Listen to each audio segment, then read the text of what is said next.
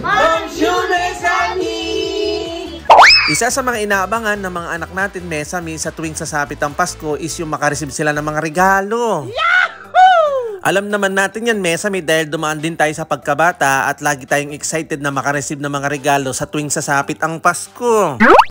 At dahil nga excited sila makareceive ng regalo, mas excited din sila mamigay ng mga regalo para sa mga inaanak namin. Wow! Simula nung pinanganak namin si Kuya Teo, ay sunod-sunod na taon na yung mga ginagawa namin na ganito. Yung mamimigay ka, tapos makaka-receive din sila, o diba, vice versa lang. Nanyamatad.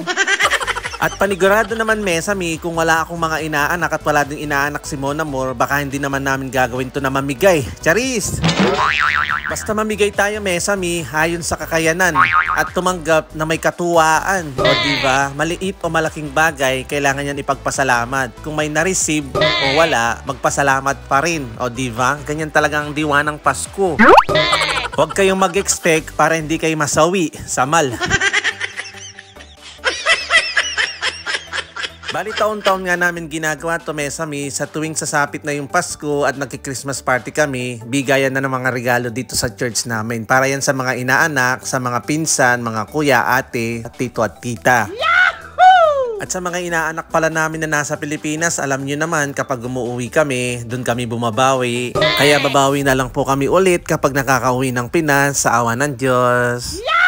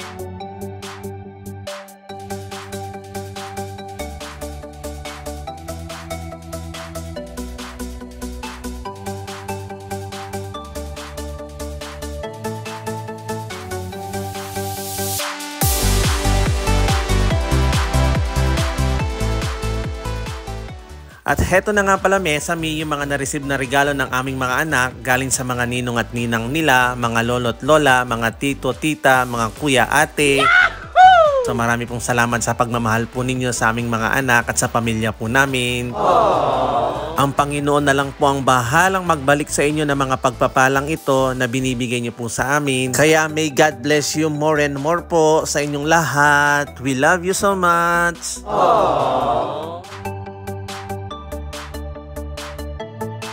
Sa puntong ito, Mesami, kung umabot ka hanggang sa dulo ng video na to, baka hindi ka pa nakapollow. Anyamatan. Papollow naman at pakishare na rin yung mga videos namin. Malay mo, baka isa ka sa mga top fan na mabibigyan ng mga pajikuskus namin. Wow! Basta po wag nyo kakalimutan mag-comment lagi at mag-react sa mga posts po namin at mga ina-upload po namin mga videos. Yahoo! Kaya hanggang dito na lang po muna, Mesami. Salamat po ng marami. God bless! Thank you for watching! Ang gento! Ciao!